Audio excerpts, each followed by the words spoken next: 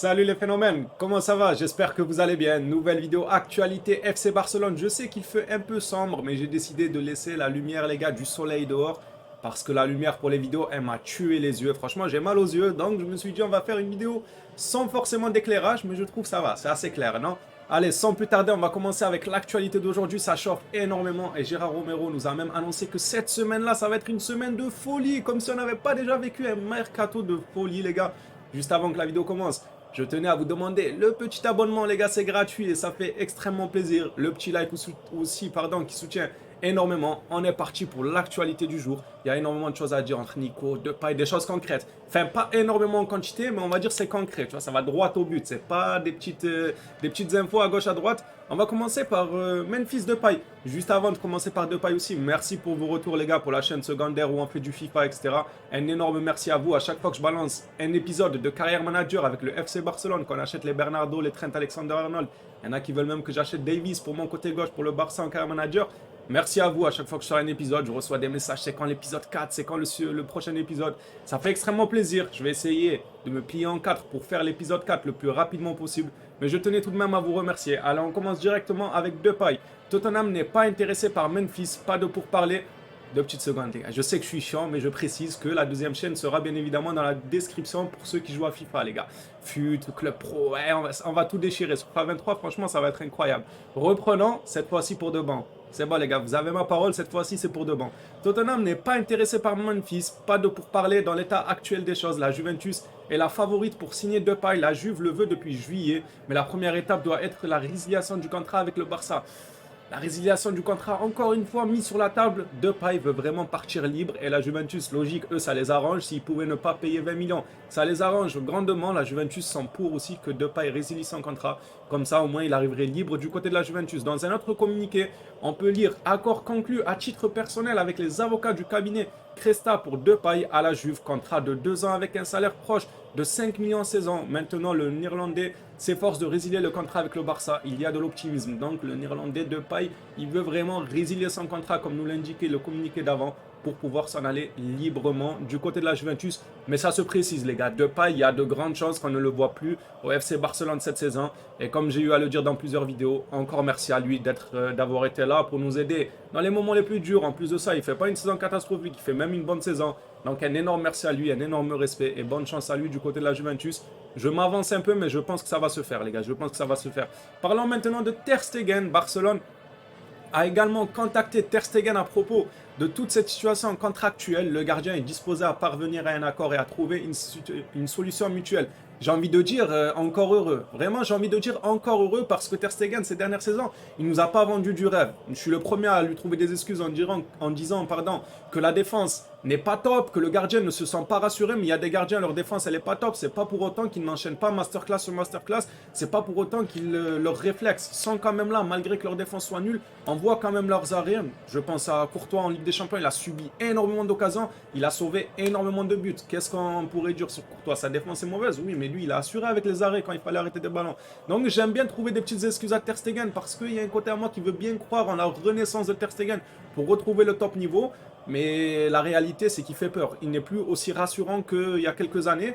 Mais voilà, pour moi, le fait qu'il accepte de revoir son contrat à la baisse, j'ai envie de dire encore heureux. Ça ne me surprend pas. S'il aurait dit non, ça aurait été un culot énorme. Avec ce qu'il propose ces dernières saisons, s'il vient et te dit non, moi je baisse pas mon contrat, j'en ai rien à foutre. J'aurais dit ouais, Ter Stegen, tu déconnes, mon gars. Ça fait on te garde depuis quelques saisons, t'es plus trop rassurant. En plus de ça, tu nous aides pas dans ton contrat avec ton salaire. Ça aurait été un peu compliqué, mais comme je dis, j'ai confiance en lui. J'espère qu'il aura une défense rassurante et que ça va le rassurer et on reverra le grand Ter Stegen. Parce que pour moi, une très bonne équipe, on a beau prendre Lewandowski, on a beau prendre Bernardo, une très bonne équipe, ça commence par le gardien. Pour moi, un gardien rassurant, c'est primordial pour ton équipe, pour ne pas encaisser trop de buts. Pour moi, un gardien, c'est vraiment primordial dans une équipe. Après, à voir comment le Barça de Xavi va jouer, peut-être qu'on ne concédera pas tant que ça d'occasion parce qu'on va garder beaucoup le ballon et nous, on aura la maîtrise des matchs. En tout cas, c'est ce que les Xavi, les Guardiola aiment faire, c'est garder beaucoup le ballon pour concéder le moins d'occasions possible. Et peut-être que Ter Stegen se sentira bien dans cette façon de jouer. Alors que sous les autres coachs, on concédait beaucoup d'occasions, beaucoup de tirs, beaucoup de 1 contre 1, beaucoup de contre-attaques. Donc au bout d'un moment, c'est normal que les faiblesses d'un gardien se voient plus. Du coup, maintenant, passons à Nico du côté de Valence. Alors c'est un prêt. Et franchement, Nico, il fait une très bonne première pré-saison. J'ai bien aimé sa pré-saison, mais il y a toujours un mais. Est-ce qu'il aurait eu du temps de jeu dans ce milieu-là du Barça? Ça m'étonnerait. Peut-être quelques minutes par-ci par-là, mais ce n'est pas suffisant pour éclore encore plus son niveau, pour le faire progresser. Donc pour moi, le prêt à Valence, je valide à 100%. En plus de ça, j'ai entendu quelques rumeurs qui disaient comme quoi Valence était prêt à le faire jouer en tant que titulaire. Que demander de plus? Tu prêtes un joueur, il sera titulaire indiscutable, donc il va progresser. Normalement, il devrait monter en flèche. En plus de ça, le Barça veut le prolonger jusqu'en 2025 avant qu'il aille en prêt. Et en plus de ça, ils ne veulent pas mettre d'option d'achat. Apparemment même, il y a déjà eu une offre du côté de l'Angleterre refusée par le Barça pour l'achat de Nico. Donc ça fait plaisir. Il fait une bonne pré-saison. Le club compte encore sur lui. Seulement voilà, on a beaucoup de milieux. On va le prêter, mais sans oublier qu'on ne va pas le vendre, quoi. On ne s'en sépare pas définitivement. Et moi, c'est ça que j'aime bien. Car il est talentueux. Car il nous a apporté un peu de satisfaction durant cette pré-saison. Maintenant, un prêt pour qu'il continue d'évoluer et qu'il ait du temps de jeu. Car on a beaucoup de milieux de terrain. Ça m'étonnerait qu'on aurait satisfait tout le monde au cours de la saison avec un temps de jeu adapté à tous. Ça m'étonnerait. Moi, je suis pour. Personnellement, je suis pour, les gars. Je l'aime beaucoup, Nico. Mais à un moment donné, il faut qu'il progresse. Il faut qu'il enchaîne les minutes et qu'il reste pas trop sur le banc. Vu le talent qu'il a, il se doit de progresser. Maintenant, on va passer à Busquets, les gars. Busquets, il y a encore... Vous n'avez pas manqué de m'identifier sur Twitter d'ailleurs. Quand vous avez vu cette rumeur-là, comme quoi Busquets apparemment pourrait prolonger à 2024, j'ai reçu quelques identifications sur Twitter qui me disaient, tu l'avais dit dans une de tes vidéos. Je vous ai dit, les gars, il y a 5-6 jours, on en parlait de Busquets. Apparemment, son agent était dans les locaux. Et j'avais dit, mot pour mot, j'avais dit, j'espère que c'est pour une baisse de salaire et pas pour une prolongation de contrat. Parce que sinon, on n'aura pas fini avec Busquets d'aussitôt. Et les autres qui sont derrière lui, tout ce qui est De Jong, peut-être question pour un double pivot, pourquoi pas essayer. Même Nico qui va partir, mais il reviendra la saison prochaine à la fin de son prêt. Bah, il restera encore derrière Busquets, il aura encore ce totem d'immunité, donc j'avais peur un peu qu'il prolonge. Et aujourd'hui, il y a eu des rumeurs comme quoi le Barça serait apparemment prêt à faire prolonger Busquets de 1 année. Mais apparemment, des sources proches de Busquets disent que le joueur ne pense pas à renouveler car il envisage de partir en 2023 à l'Inter Miami. S'il n'y avait pas eu la Coupe du Monde, il serait déjà parti. Heureusement, en vrai de vrai, j'ai eu beaucoup à le critiquer quand il fait des mauvais matchs tout, mais heureusement qu'il n'est pas parti. Mais on peut dire merci à la Coupe du Monde. Moi, je veux voir une dernière saison de Busquets au Barça. Je veux le voir partir avec un championnat. Si on pouvait gagner la Liga, ça serait parfait. Voir une Ligue des Champions, pourquoi pas? On peut rêver grand avec l'effectif qu'on a. Après, entre l'effectif et le terrain, c'est deux choses différentes.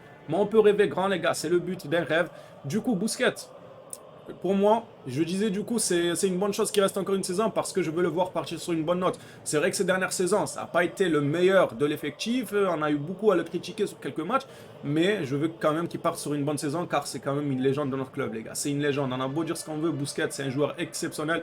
Et j'ai hâte qu'il parte sur une bonne note du Barça avec un championnat ou une Ligue des Champions. Ça lui fera plaisir et ça nous fera plaisir à nous les fans de voir nos légendes partir heureux, le sourire à la bouche et non pas dans une... Vous voyez comme Messi, quand il est parti dans un état, voilà, ça faisait de la peine. Pareil, Busquets, s'il serait parti, du coup, s'il n'y aurait pas eu la Coupe du Monde, et qu'il serait parti cet été, voilà, il part sur un échec, entre guillemets. Et c'est moche un peu pour des légendes. C'est pour ça que moi, Busquets, je tenais, merci encore à la Coupe du Monde, qu'il reste encore avec nous une saison. J'espère qu'il va performer. J'ai confiance encore en lui pour cette saison. On verra bien si on va le terminer dans nos débriefs des matchs ou pas. On verra bien, les gars. On passe maintenant à Frenkie de Jong. Frenkie de Jong sait que son départ du FC Barcelone est imminent et qu'il reste très proche de Chelsea. Bernardo qui cherche une maison à Barcelone. Gérard Romero qui nous dit que la semaine va être très chaude. Ça annonce un accord entre City et le Barça pour Bernardo. De Jong, c'est vrai que ça commence à sentir un peu mauvais. On verra si le Barça fera vraiment le coup de garder De Jong et de, en plus de ça, ramener Bernardo. Ou est-ce qu'une fois que Bernardo aura signé, ou voire même quelques jours ou quelques heures avant, bah De Jong partira. Mais je pense que si dans les jours qui viennent, on apprend que De Jong part, bon, premièrement, on sera tous tristes. Mais deuxièmement, on se dira tous que Bernardo, pour moi, c'est sûr qu'il vient. Si De Jong part dans les jours ou les heures à venir, je me dirais, bah, le suivant, c'est Bernardo. S'il est parti, je pense que c'est vraiment pour Bernardo à voir. Après, comme je dis, si le Barça pouvait nous faire plaisir et garder De Jong et prendre Bernardo, ça nous ferait extrêmement plaisir. Après, ça serait un casse-tête pour Xavi, car il ne saurait pas qui jouer. Il aurait trop de joueurs de talent, vraiment des joueurs qui méritent d'être titulaires indiscutables. Donc, à voir comment ça se passe. Mais ça sent pas très bon pour De Jong, les gars. Allez, on va passer maintenant, justement, on va finir par cette information sur Bernardo Silva.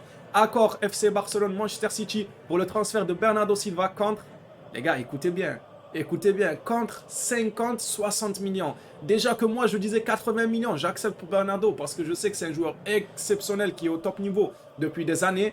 Mais quand je vois 50-60 millions, mais il faut foncer, il faut aller le chercher en courant. Franchement, Laporta, il faut qu'il aille à pied à City le chercher. Il faut qu'il fasse un marathon, Pékin Express, je sais pas, à vélo, en trottinette. Il faut aller le chercher maintenant à 50 millions. Franchement, si on le fait à 50 millions, Lewandowski va être devant en neuf. Derrière lui, il aura les services de Pedri et de Bernardo. Oh là, non, non, non. Sur les côtés, il y aura les débordements de Dembélé, Rafinha. Seigneur, Seigneur, Seigneur, que Dieu protège nos adversaires parce que ça risque d'être sale, sale, sale. On va pas trop s'avancer, on va pas trop s'enflammer. On l'a vu, comme j'ai dit d'ailleurs, bah, City, c'est un très bon exemple. Ils ont beau recruter, ils ont beau poser beaucoup d'argent. C'est pas pour autant qu'ils gagnent la Ligue des Champions, ils ont un peu de mal. Pareil pour Paris, c'est pas pour autant qu'ils gagnent la Ligue des Champions, ils ont un peu de mal. Alors que leur mercato, à chaque fois, ils allument tout, les Messi, les Neymar, on prolonge Mbappé, on achète Mbappé de Monaco. Et pourtant, au final, c'est pas pour autant qu'ils gagnent la Ligue des Champions. Mais, il y a un grand mais, les gars. On est le Barça. Il y a un grand mais on est le Barça, les gars, j'ai envie de vous dire. Nous, on a cette âme-là d'avoir goûté à la Ligue des Champions, d'avoir goûté au top, top, top niveau. Donc, ça peut nous aider d'avoir un très bon effectif et d'avoir ce, comment on appelle ça, cette aura de grand club. Vous voyez ce que je veux dire? Par exemple, Paris et City n'ont pas encore connu ça. Peut-être que ça les bloque un peu, mentalement, ça joue un peu. Mais là, le Barça, ils ont déjà connu ça. Donc, une fois qu'ils sont armés, ils sont capables de re-aller chercher ça. Pour moi, il y aura plus de facilité qu'un City ou Paris. Donc voilà, c'est pour ça qu'il ne faut pas trop s'enflammer. Entre le papier et le terrain, c'est deux choses différentes. On l'a vu avec City et Paris, mais quand c'est le Barça, ils ont déjà la connaissance de la chose, quoi. Ils ont déjà goûté, comme j'ai dit, à la Ligue des Champions. Voilà, cette actualité prend fin. Merci à tous ceux qui l'auront suivi jusque-là. N'hésitez pas à venir vous abonner sur ma chaîne Cavafut, ceux qui sont intéressés par FIFA. On se dit à la prochaine vidéo actualité ou peut-être live actualité. Ça fait longtemps, on ne s'est pas fait un live, on a échangé comme ça en direct et tout. Il y a 2-3 semaines, j'en faisais beaucoup. Là, un peu moins. J'ai pas mal de choses à faire. Mais peut-être, je sais pas. Ce soir, je sais pas parce qu'il y a ceux qui, comment on appelle ça, qui m'agressent pour FIFA Career Manager, les gars. On m'agresse pour l'épisode 4. Peut-être si ce soir je fais l'épisode 4, il n'y aura pas de live actualité. Si je fais pas l'épisode 4, bah, il y aura live actualité. Et quand je dis je fais l'épisode 4, ça ne veut pas dire qu'il sortira ce soir. Non, c'est je le tourne, je fais le montage, donc probablement pour demain. Et si je ne le tourne pas aujourd'hui, bah peut-être ce soir, on fera un live ce soir vers 22h, 23h. Peut-être qu'il y aura un live actualité sur Bernardo, tout ça. On verra bien les gars, en temps et en heure. En tout cas, merci à tous ceux qui s'abonnent, qui mettent la cloche. Un énorme merci à ceux qui soutiennent la chaîne régulièrement. Grand merci à vous. Prenez soin de vous les phénomènes. On se dit à la prochaine vidéo actualité Barça.